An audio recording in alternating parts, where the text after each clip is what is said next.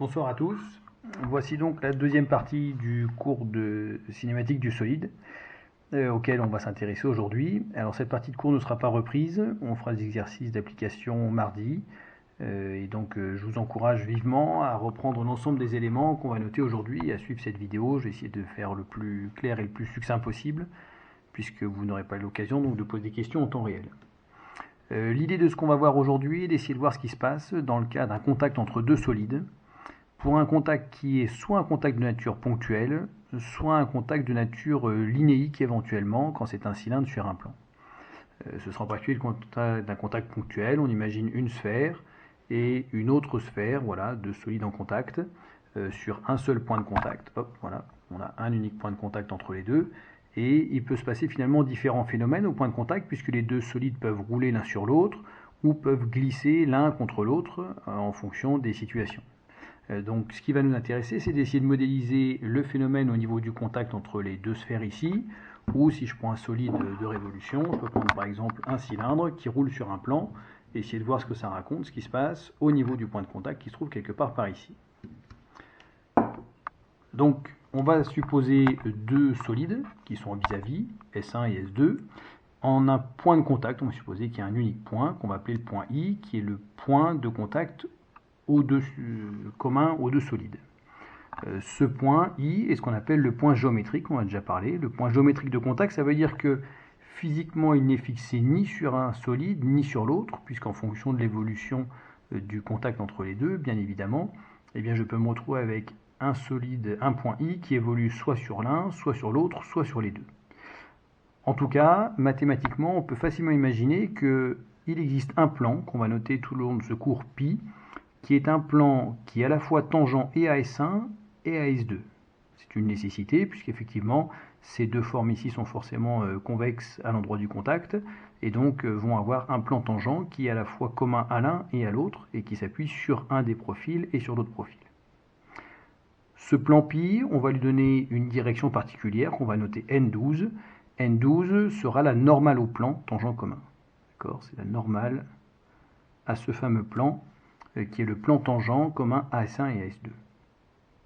Dans ce cas, le torseur cinématique qui va nous intéresser va être justement celui au point I. C'est-à-dire qu'on va essayer de décrire le mouvement au point I entre le solide S1 et S2. Et on va définir un torseur cinématique, V de 2 par rapport à 1, torseur des vitesses de 2 par rapport à 1, qui va être donc l'association au point I de deux éléments qui vont être à la fois le taux de rotation, oméga de 2 par rapport à 1, et également la vitesse au point I pour le point I appartenant à 2 par rapport à 1. Et tout ça, on va le raconter. Alors, je ne mets pas de repère, parce que bien évidemment, je l'écrirai comme j'ai envie, en fonction du repère qui m'intéresse, et éventuellement, je pourrais mettre différents axes, et donc je n'aurai pas besoin de proposer un repère. Mais on va essayer de définir au point I ce qui se passe, pour raconter l'histoire du mouvement de 2 par rapport à 1, en fonction des différentes situations qu'on a pu envisager, puisqu'on a dit, voilà, les surfaces peuvent rouler l'une sur l'autre, glisser l'une sur l'autre, rouler l'une contre l'autre. Tant qu'il y a contact, c'est tout ce qui nous intéresse. On va donc définir d'abord le vecteur vitesse de glissement. C'est-à-dire qu'on va s'intéresser dans un premier temps à ce qui se passe sur V de I de 2 par rapport à 1, c'est-à-dire la partie qui est homogène à des mètres par seconde et qui définit la vitesse linéaire. Au point I, si j'observe le mouvement de S2 dans S1, je vais traduire l'existence d'une différence de vitesse éventuelle entre ces deux solides si effectivement il y a du glissement. C'est ce qui se passe donc si je prends ma sphère et que je l'empêche de tourner, elle va glisser à la surface du plan. Et donc là, au point de contact qui est dessous, je vais effectivement avoir une vitesse qui va apparaître qui correspond à l'espèce de ripage, le phénomène de ripage qui est entre les deux. Cette vitesse, VI de 2 par rapport à 1, c'est ce qu'on appelle la vitesse de glissement.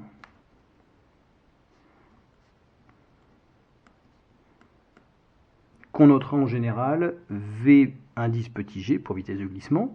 Cette vitesse de glissement, c'est la vitesse au point de contact d'un solide par rapport à un autre. Alors bien évidemment, par abus, on dit 2 par rapport à 1, mais si on voulait dire 1 par rapport à 2, on l'appellerait aussi vitesse de glissement. C'est-à-dire que c'est la vitesse au point I, la vitesse au point de contact, et c'est celle-ci qui nous intéresse.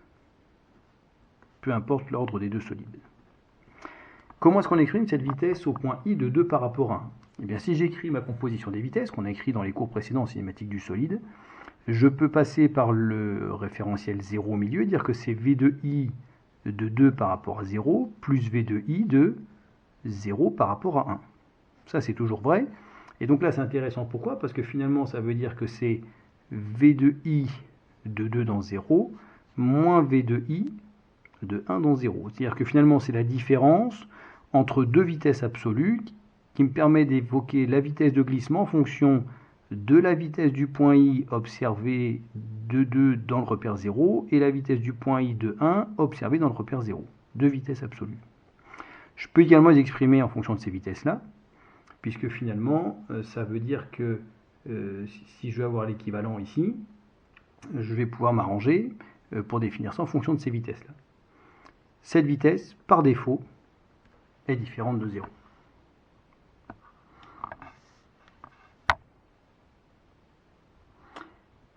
Alors, comment est-ce qu'on définit les propriétés de la vitesse de glissement?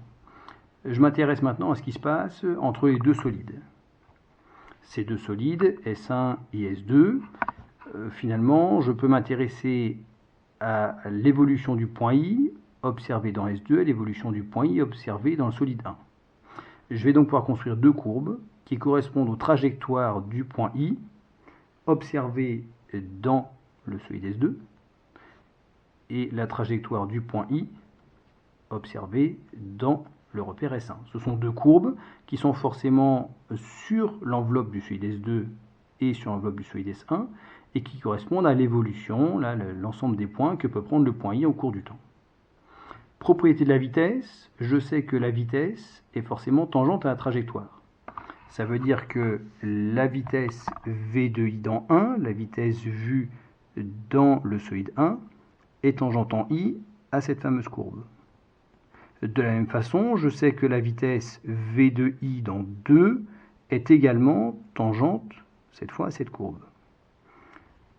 Ces deux courbes sont forcément tangentes au plan tangent commun. C'est comme ça qu'on a défini le plan tangent au départ. Et résultat, la vitesse globale de glissement, le V de G,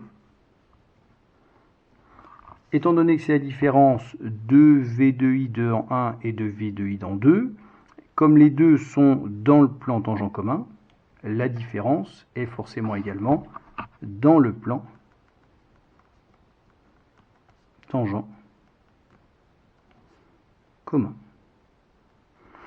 Ça veut dire que quand j'ai du glissement entre deux solides de forme quelconque, par exemple le cylindre et la sphère ici, je sais que la vitesse de glissement entre les deux sera forcément dans le plan qui est le plan tangent à un instant donné. Donc j'imagine le plan qui va se trouver là quelque part entre les deux, et la vitesse sera dans ce plan intermédiaire.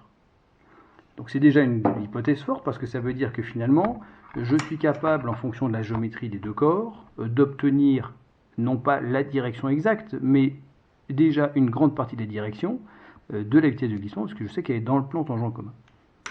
Alors, ça se traduit comment ça? Ça se traduit par le fait que, par exemple, quand vous dérapez en voiture, c'est ce qui se passe, on perd le contrôle de la vitesse, parce que la vitesse, au moment où le pneu rip, est quelque part dans le plan tangent commun, mais on ne connaît pas parfaitement la direction, on n'arrive pas à le gérer, et la voiture part un peu comme elle le désire. J'ai plus l'entier de la direction qui m'intéresse. On s'intéresse maintenant à la deuxième partie, au vecteur oméga de 2 par rapport à 1, qui est le taux de rotation entre les deux solides. Dans le cadre général, ce vecteur, taux de rotation, oméga de 1, va admettre deux composantes distinctes qui vont permettre de définir entièrement cet élément. Ces deux composantes sont ce qu'on appelle le vecteur pivotement et le vecteur roulement. On les définit toutes les deux, ces composantes, à l'aide de la normale N12 pour définir ce qui se passe. Donc, prenons le premier, le vecteur pivotement. On le note en général oméga P, comme oméga de pivotement. Comme c'est de S2 par rapport à S1, je vais le définir comme étant oméga P de 2 par rapport à 1. Comment est-ce qu'on le calcule, ce vecteur oméga de pivotement? C'est la projection de oméga 21 sur la normale N12. Alors néanmoins, c'est pas homogène à un vecteur, on est d'accord, pour l'instant c'est un produit scalaire, donc ce que j'ai écrit ne peut pas être juste. On va le remultiplier par N12 pour définir effectivement un vecteur. À quoi ça correspond? Si je prends encore une fois mon solide sur un plan ici, le pivotement, c'est le fait que le solide puisse tourner sur lui-même autour d'un axe qui est normal au plan, orthogonal, d'accord? Et autour de cette normale, je peux pivoter j'oriente la sphère, elle tourne autour d'un axe qui est vertical. Donc je prends l'entier du mouvement, et je dis voilà, la partie de composante du vecteur oméga qui est compliquée, je garde uniquement la partie verticale, en disant que c'est la globalité du vecteur oméga projetée sur N12 et multipliée par N12 pour l'orienter. Le reste, tout ce qui ne sera pas un mouvement de pivotement, donc sur les deux autres directions, 1, 2, constituera non pas du pivotement, mais du roulement. La sphère roule sur le plan, dans une direction ou dans l'autre, contrairement à ce mouvement où elle pivote. Donc le vecteur roulement, la solution la plus simple pour le calculer, ce sera de dire que finalement c'est tout ce qui n'est pas du pivotement. Donc le oméga R, ce sera la différence du oméga 21 moins oméga P 21. Tout ce qui n'est pas du roulement, c'est du pivotement. Tout ce qui n'est pas du pivotement, c'est du roulement. Alors si je projette un petit peu tout ça là dans mon repère, si je dessine ce qui se passe, ça veut dire que je prends dans mon plan tangentement ici, pi, j'ai le vecteur grand oméga qui va être quelque part comme ça, non perpendiculaire au plan, oméga de 2 par rapport à 1. J'ai la normale qui est ici N12. Et donc si je projette oméga 21 sur N12 et dans le plan, je vais obtenir une composante qui est dans le plan ici, elle appartient au plan pi, c'est la composante oméga de roulement, et celle-ci qui est donc orthogonale au plan pi, c'est la composante oméga de pivotement. Et donc j'ai bien oméga 21 qui est la somme de oméga p plus oméga r.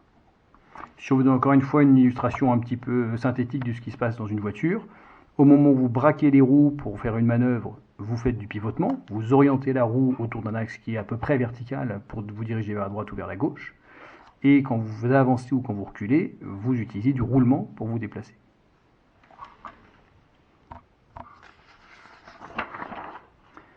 Qu'est-ce qu'on peut raconter de plus maintenant sur ce phénomène? Il existe des situations où le solide ne va pas glisser, puisqu'on n'a pas de vitesse de glissement, il y a des situations où il ne va pas glisser. Donc je prends par exemple à nouveau mon cylindre ici, je passe un peu l'image, voilà. Je reprends mon cylindre ici, là il est en train de rouler tranquillement, et là il est en train de glisser. On pourrait imaginer qu'il soit à la fois et en train de glisser et en train de rouler. Par exemple je fais ça, à la fois il glisse et il roule. Pourquoi? Parce qu'il y a à la fois un pivotement, il y a un roulement, pardon, il y a bien effectivement un moment de rotation, mais en plus ça glisse au niveau du point de contact. Ici il n'y a pas de rotation, juste ça glisse. Et ici, il y a une rotation et il n'y a plus de glissement puisque je vois qu'au point de contact ici, il y a un phénomène qui fait que ça ne glisse pas. Toutes les situations sont envisageables, rien qu'en automobile, on imagine bien. Je suis en train de rouler tranquillement, je suis dans cette situation. Je suis en train de freiner très fortement, d'un seul coup, je bloque la roue, je suis dans cette situation, il n'y a que du glissement. Et si vous accélérez très fortement et que la voiture dérape, la roue tourne et en même temps, vous commencez à avancer, mais la roue tourne plus vite que ce que vous avancez. Donc toute situation est envisageable. Néanmoins, la situation qui nous intéresse le plus souvent, c'est cette situation qui est proposée ici, qui est ce qu'on appelle du roulement sans glissement. Le roulement sans glissement, c'est quoi? C'est garantir que localement, au point de contact, il n'y a pas de rupture d'adhérence et qu'il y a synchronisme entre les vitesses au niveau du point de contact. La vitesse VI de 2 par rapport à 1 va alors, dans ce cas, devenir nulle. Alors si on veut essayer d'imaginer pour bien voir ce qui se passe, une solution simple, c'est de regarder une roue un peu élaborée, puisque finalement une chenille, c'est ni plus ni moins qu'un espèce de phénomène de roue qui est un peu allongé. Donc là, si je prends un petit engin chenillé, là par exemple, hop, je vais remonter un petit peu la caméra pour qu'on voit bien. Voilà. Donc là, si je prends la chenille, regardez, je tiens la chenille à ce niveau-là, donc j'appuie dessus, elle ne peut plus bouger. Et si je déplace le solide, je vois bien qu'ici, effectivement, un maillon de la chaîne, un maillon de la chenille, ne bouge pas par rapport au sol pendant que le véhicule se déplace. Jusqu'au moment où j'arrive juste à l'extrémité là, et hop, effectivement, le maillon va décoller et va être obligé de continuer à tourner pour continuer le mouvement. Mais localement ici, si je mets un crayon là, hop, dans un des maillons, on voit bien qu'effectivement, il ne glisse pas, il reste figé par rapport à la feuille. Ça veut dire que la vitesse ici au point de contact entre la chenille et la feuille est bien effectivement une vitesse qui est nulle. Alors si j'extrapole un petit peu ce qui se passe, et si je prends non plus un solide aussi compliqué que ma chenille, mais un solide beaucoup plus simple, genre celui-ci, où j'ai plus qu'un point de contact, quelque part par là, c'est bien une roue, et bien si je regarde, au niveau du point de contact là, on est d'accord, il y a effectivement non-glissement, il y a une vitesse qui est effectivement nulle, si je me mets un peu plus dans la lumière pour que vous voyez bien, hop, la vitesse au point de contact ici est bien effectivement une vitesse qui est nulle entre les deux. Ma pointe de crayon cible bien toujours exactement le même point. Alors effectivement, quelques instants plus tard, ce point va décoller et ce sera plus la même chose parce que ici c'est plus le point géométrique qui m'intéresse. Ça y est, c'est le point qui est figé sur le pneu ou qui est figé sur la roue ici. Le point géométrique, c'est bien celui qui est ici. On a dit c'est celui qui est au point de contact entre les deux. Et le V de I qu'on a défini au départ, c'est la vitesse locale ici, au point coïncident, au point de contact à un instant donné. Donc dans ce cadre-là, si effectivement il n'y a que du roulement ou du pivotement, sans glissement, on parle alors dans ce cas de roulement sans glissement. C'est-à-dire qu'on autorise la mobilité de rotation, quelle qu'elle soit, une des trois. Par abus de langage, on parle que de roulement, mais ça peut être également du pivotement. Et on dit que c'est sans glissement. D'accord, ce sera celui qui nous intéresse. Alors, il peut y avoir du pivotement, d'accord. Donc le roulement sans glissement, ça veut dire qu'il n'y a pas de pivotement. Donc celui-ci, voilà, roulement sans glissement ici, roulement et pivotement. Mais le mouvement qu'on va étudier nous en général sera juste celui-là, c'est-à-dire roulement sans glissement. Alors comment est-ce qu'on fait pour définir cette vitesse de glissement? Ce sera la difficulté pour nous en général, ce sera d'arriver à définir proprement. L'astuce en général, c'est d'arriver à exprimer cette vitesse de deux façons différentes. Alors si je veux bien imager ce qui se passe sur un solide, avant de passer à la méthode pratique, donc globalement on a dit, voilà, j'ai ma roue qui est ici, qui va se déplacer par exemple sur le sol, je définis par θ10 la rotation du solide autour d'un axe Z, j'ai le point de contact unique qui est ici, qui est le point I, qui est le point de contact entre le sol et la roue à un instant T, juste à un instant donné. Dans ce cas, le point I ici, qui est le point coïncident, le point géométrique, va être le point coïncident avec également le point I qui appartient au sol, et également le point I qui appartient à la roue. Tous ces points sont confondus à un instant donné, puisque le point I est le point de contact entre les deux, et je pourrais dessiner avec un crayon un point I qui appartient à la roue et un point I qui appartient au sol. Je m'amuse à faire tourner tout ça pendant quelques instants. Qu'est-ce qui se passe à un instant T' légèrement plus tard? Je viens de tourner ici d'un θ qui est à peu près de l'ordre de pi sur 2, ça veut dire que le point I qui était ici sur la roue tout à l'heure vient de tourner, il se retrouve où à peu près? À la louche, je vais dire qu'il est ici. Ça c'est le point I qui appartenait à la roue à un instant T. Il s'est donc déplacé et on comprend qu'il n'est plus du tout le point géométrique de contact. Le point I tout à l'heure, en fonction de ce que ça a fait, bon là si je reprends le même sol, on voit qu'il était à peu près là tout à l'heure. Ça c'était le point I que j'aurais pu tracer sur le sol à un instant T. Et on comprend que finalement, ce point I qui est ici, qui est le point géométrique de contact, est un point qui ne sera ni sur celui-ci, ni sur celui-là. Donc dériver ce que je vois ici, dériver la position de ce point I, c'est globalement complètement inintéressant si je veux calculer cette vitesse. Je ne peux pas l'obtenir par dérivation en disant je dérive un vecteur position qui va d'un point fixe au point I. J'illustre par exemple ce qui va se passer ici. Voilà. Je fais tourner mon solide comme ça. On est d'accord qu'il y a glissement. Il y a une vitesse de glissement. Si je dérive la position du point I dans le repère R0, c'est-à-dire si je dérive la position du point de contact, l'évolution du point de contact au cours du temps, cette évolution est nulle puisque globalement le solide reste toujours au contact, au même endroit sur le sol. Donc la vitesse par rapport au sol est nulle alors que le glissement, lui, n'est pas nul puisque je suis en train de faire déraper tout ça. Donc attention, attention, on ne dérive jamais le vecteur position parce qu'on aurait juste l'expression de la vitesse du point géométrique. Et ce n'est pas celle qui nous intéresse, puisque ce point géométrique, c'est juste quelque chose que je vois de l'extérieur, mais ça ne donne pas cette vitesse de glissement. Donc pour la calculer, cette vitesse de glissement, la solution sera d'utiliser la relation de transport du moment, ces variants, pour exprimer ce qui se passe en passant par un solide ou par l'autre et rejoindre le point ici systématiquement. Et grâce à ça, on exprimera une différence de vitesse, la différence qu'il y avait ici, pour exprimer la vitesse de I de 2 dans 1 ou de 1 dans 2, et donc c'est la vitesse de glissement. Alors si on passe sur quelques applications concrètes, juste pour terminer ça, si on passe par quelques illustrations faciles, donc premier cas, on va essayer d'exprimer ce qui se passe entre la roue et le sol ici, pour essayer de définir la vitesse de glissement dans le cas quelconque, c'est-à-dire vous êtes en train d'accélérer comme une brute, la voiture dérape, enfin je prends tout ce qu'il peut y avoir, et je voudrais connaître la vitesse de glissement au niveau de la liaison entre la roue et le sol. Alors je refais mon petit schéma vite fait pour le grandir. Donc on a dit qu'on avait notre solide de révolution. On appuie sur un plan. Ici je retrouve mon repère x0, y0. Et la mobilité de rotation est paramétrée par un angle θ10 qui paramètre la position de la roue, la position angulaire de la roue dans le repère 0. Centre de la roue en O1, point de contact ciblé en I, entre le sol et la roue.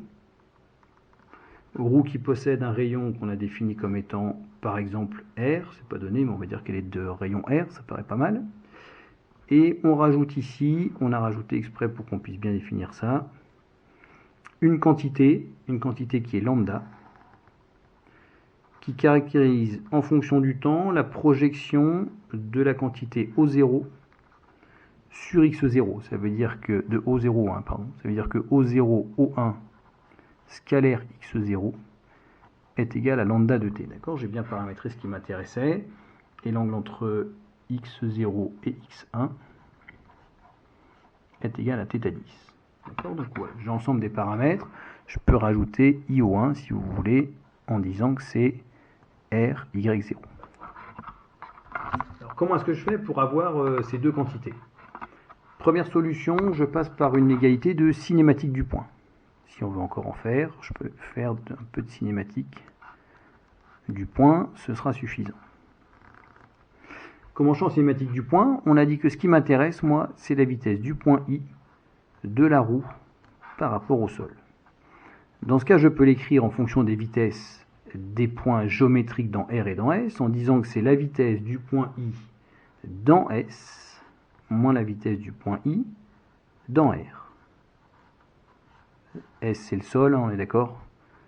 S c'est le sol, et R ce sera la roue. Ah oui, alors dans ce cas je vais mettre un autre indice là pour... je vais le noter petit r là pour le rayon, sinon on va être mort, il y aura deux R qui vont traîner. D'accord, petit r ici, non plus grand R. Donc moi ce qui m'intéresse c'est la vitesse du point I appartenant au sol, moins la vitesse du point I dans la roue, qui va bien me donner finalement la vitesse du point I appartenant à la roue dans le repère S. Ces deux vitesses, qui sont cette fois des vitesses de points géométriques, vues depuis S et depuis R, c'est-à-dire vues depuis un petit bonhomme qui est assis sur le sol, et sur la roue, et vues par un petit bonhomme qui est assis sur le sol, sont possibles d'obtenir, j'ai moyen d'obtenir en passant par de la dérivation de points. Première quantité, c'est la vitesse du point I dans le sol. Ça vaut quoi? Si je reprends le cours de cinématique du point du début, c'est la dérivée d'un vecteur position, dérivée par rapport à S. C'est-à-dire dérivée par rapport au repère qui s'appelle R0, puisque le repère associé au solide S, c'est le repère R0. Quelle quantité je vais dériver? Il me faut un point fixe et le point I. Quel point fixe dans le repère R0? Le seul que je connaisse, c'est le point 0. Dans ce cas, je dois dériver O0I. O0i, si je regarde, c'est égal à la projection de O0, O1 sur x0, puisque les points O1 et les points I sont forcément à la verticale l'un de l'autre. Donc dériver OI, ça revient à dériver lambda x0 dans le repère R0. pour lequel x0 est une quantité constante, puisque le vecteur fait partie de la base, seul lambda est une quantité variable, et je vais donc obtenir ici lambda.x0. Est-ce que je peux obtenir l'autre vitesse? L'autre vitesse, c'est v de i dans R. Que vaut v de i dans R? Il faut que je dérive un vecteur position, encore une fois, mais cette fois dans le repère R1, puisque le repère lié à la roue, c'est le repère R1. Ce sera un vecteur qui finira par le point I et qui commencera par un point fixe du solide R. Pour le solide roue, le seul point fixe que j'ai, c'est le point O1. Donc, je vais dériver O1i. Que vaut O1i si je veux dériver dans le repère R ce qui se passe? Donc, je vais dériver O1i.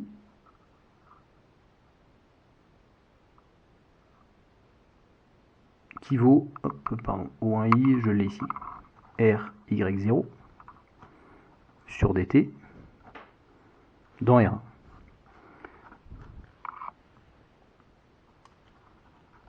Donc cette dérivée va valoir quoi? Hop, je vais dire que c'est θ point, alors attention, c'est pas θ point 10, c'est un vecteur de 0 que je dérive dans 1. Donc ce sera θ point 0,1 dirigé sur Z0. D'accord? Parce que attention, c'est un vecteur de la base 0 que je dérive par rapport à la base 1. Vectoriel quoi? Vectoriel O1i, c'est-à-dire vectoriel ce que j'ai ici, c'est-à-dire RY0. O1i, attention, il y a un petit moins qui traîne. J'ai oublié le petit moins. Hop. Puisque ça c'est IO1 qui vaut plus RY0, donc O1i c'est moins RY0, et j'ai à nouveau un petit R ici qui traîne. C'est lui qui me manquait, il me semblait qu'il manquait un petit moins quelque part. Donc, si je réécris ça maintenant, ça va me donner quoi? Ça va me donner R fois θ point 0,1. Z0, Y0 me donne moins X0, avec un petit moins devant, ça me fait du plus X0. Alors, ce qui n'est pas terrible, c'est que j'ai cette quantité-là, qui est θ point 0,1, et on imagine, on l'a déjà vu, que θ point 0,1, c'est moins θ point 1,0. Donc, je vais obtenir moins R, θ.10 x0. Et résultat, j'obtiens alors pour v de i de R dans S, la différence entre les deux quantités, celle-ci moins celle-là. Avec les deux moins, puisque c'est moins cette quantité qui est négative, ça va faire lambda.x0 moins plus Rθ.10 x0. Je factorise par x0, ça me fait lambda point plus Rθ.10 x0. Alors je remarque déjà que c'est rassurant, puisque j'ai bien sur x0, ça appartient bien effectivement au plan tangent commun. C'est-à-dire que rien que sur le support, on est d'accord, c'est cohérent. Ça appartient au plan tangent commun, effectivement, c'est bien le plan OX0 qui est le plan tangent commun aux deux et qui est le plan sur lequel est dirigée ma vitesse. D'accord? Deuxième solution, de commenter plus, on peut le faire en faisant un petit coup de cinématique du solide, puisqu'on a dit, si on peut faire la cinématique du solide, c'est plus plaisant, j'ai plus de choses à proposer souvent derrière. Comment je vais faire ça? Je vais dire que V de I appartenant à S par rapport à R, c'est égal à, et je vais utiliser Varignon. Alors, je vais marquer ici avec cette méthode de cinématique du solide.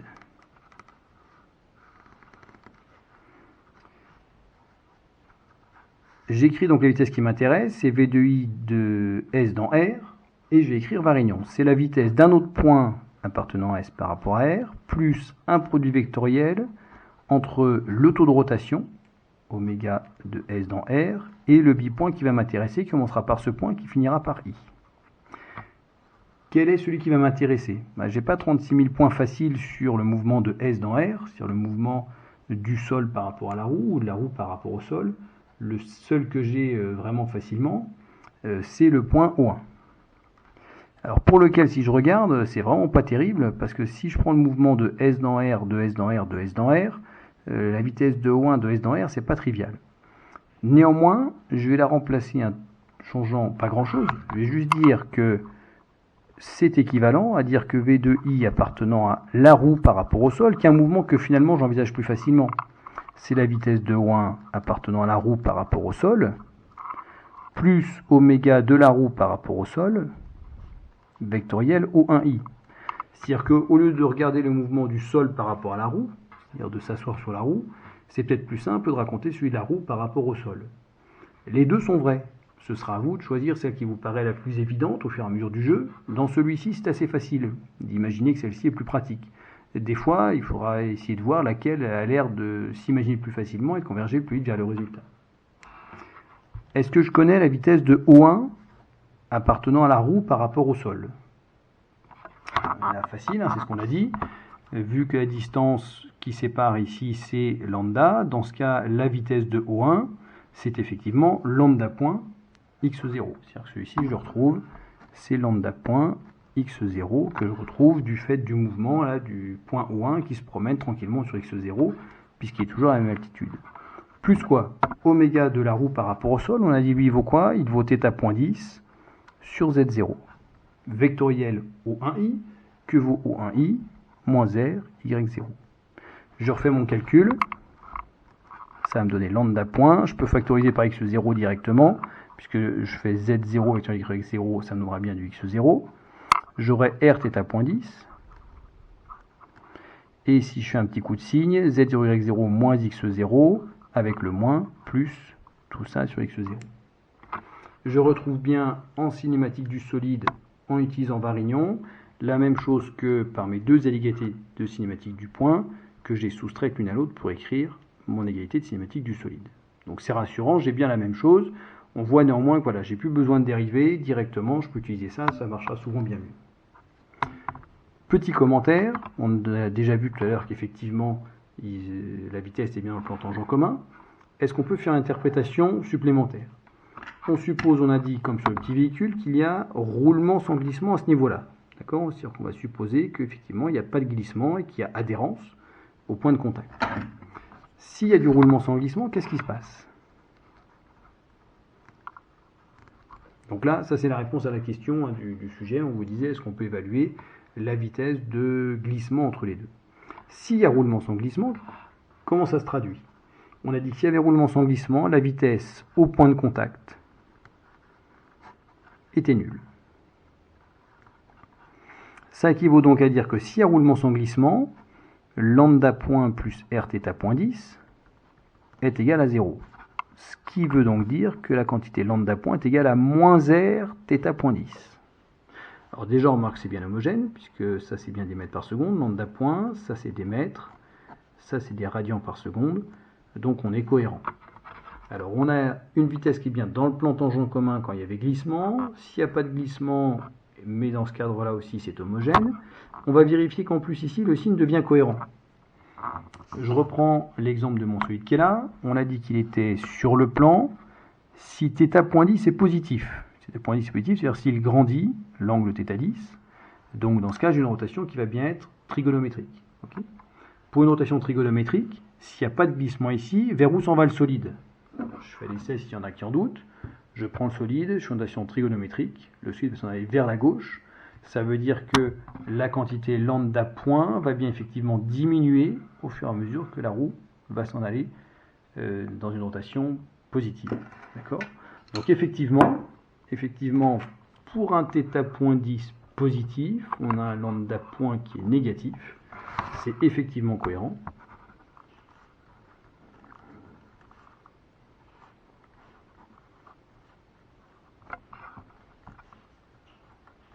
Ça c'est cohérent, effectivement, c'est bien ce qui se passe. On l'imagine assez facilement, cette condition de roulement sans glissement. D'accord? Donc sur un cas très simple, hein, d'accord, juste un solide qui roule sur un autre, on arrive à retrouver exactement ce qu'on aurait pu envisager, d'accord, sur le fait qu'au niveau du glissement, voilà ce qui peut se produire.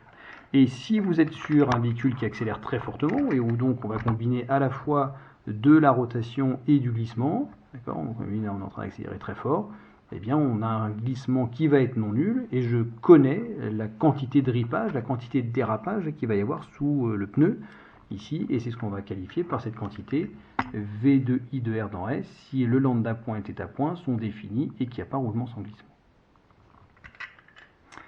Deuxième exercice, qui est une application un peu concrète et techniquement envisagée, vous allez voir dans cette application, c'est le petit problème qui est proposé ici du convoyeur de bidons. Donc c'est un système qui va déplacer des pièces cylindriques. Donc je reprends à nouveau mon tube de peinture. On va déplacer des pièces cylindriques et pour les emmener, puisqu'elles sont entièrement passives, on va mettre au sol une courroie qui se déplace et en haut un solide caoutchouteux qui adhère.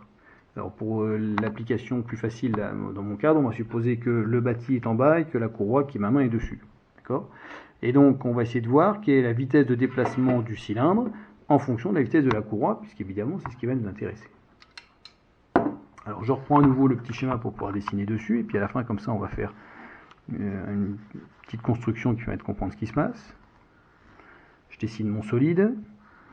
Point de contact ici en I, point de contact ici en J, et le milieu s'appellera O, milieu du disque qui représente mon bidon repère 2.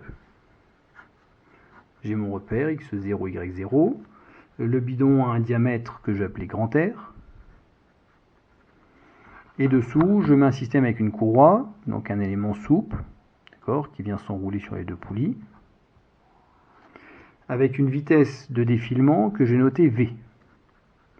Ça veut dire que tous les brins de la portion de courroie qui sont rectilignes ici, là, enfin qui est rectiligne, la portion de courroie qui est rectiligne, tous les points ont une vitesse que je note petit v qui va être la même en tout point de la courroie.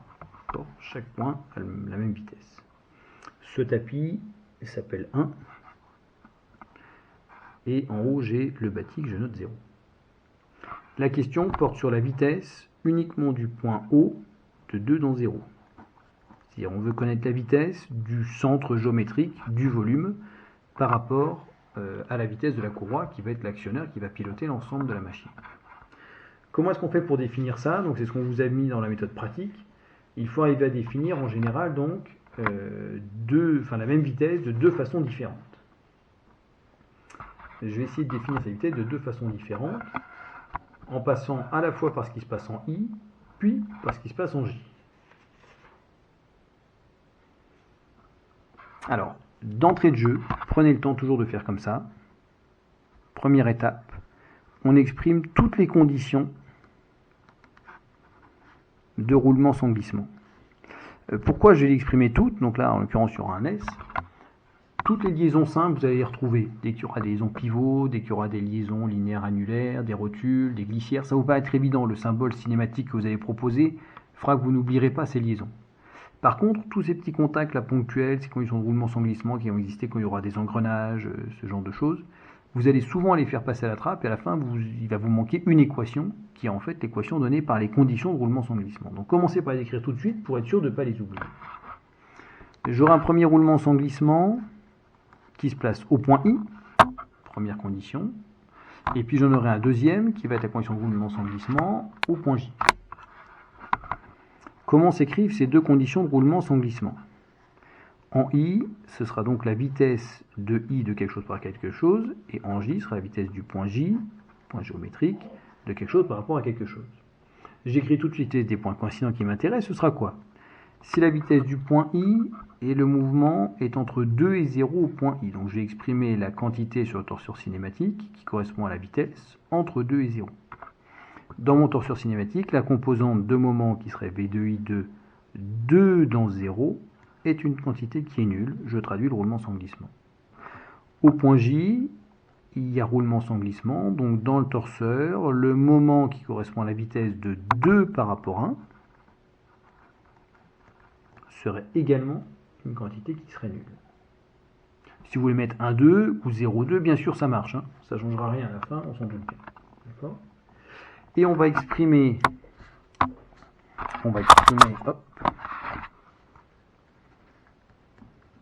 la vitesse qui nous intéresse, donc V de O de 2 dans 0, de deux façons, ou on va dire de deux façons, par deux chemins cinématiques.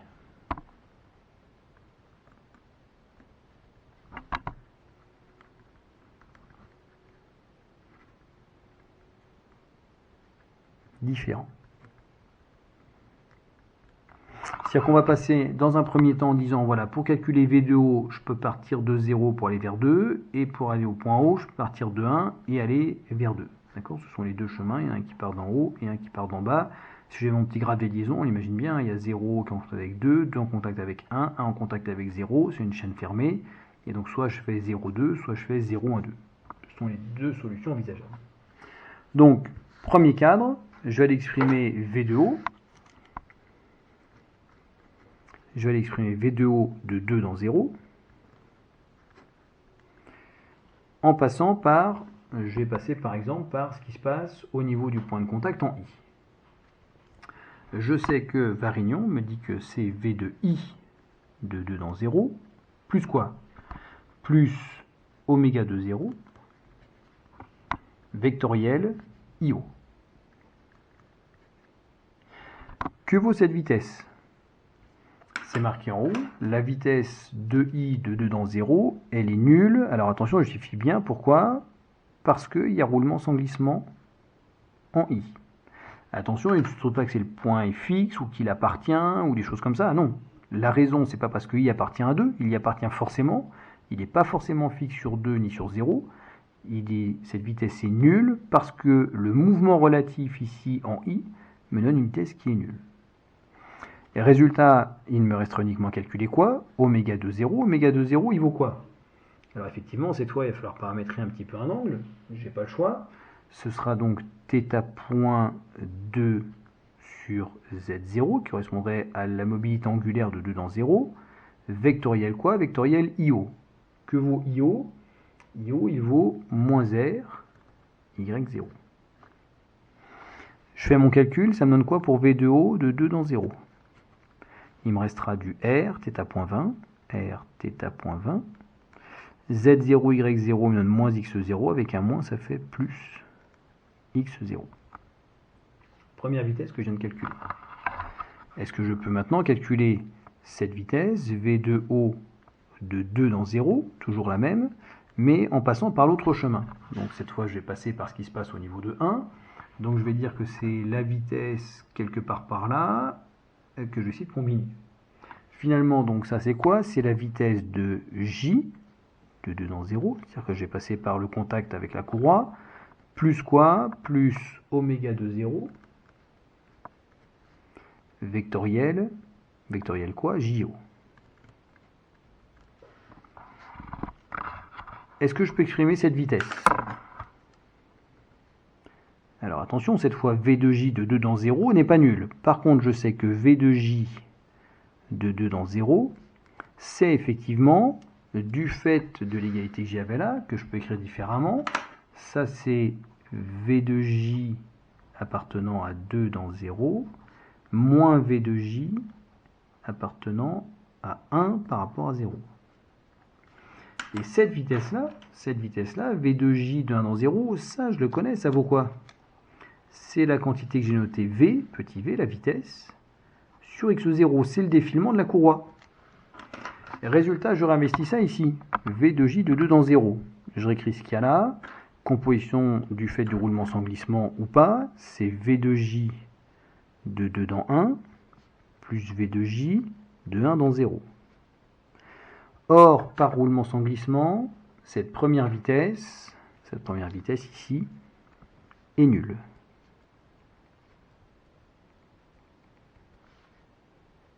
Deuxième chose, cette vitesse, elle est égale à V sur x0, c'est le défilement de la courroie. Je peux continuer mon calcul. Qu'est-ce qu'il me reste à calculer? Il me reste à calculer oméga de 0, celui-ci je le connais. Oméga de 0, on a dit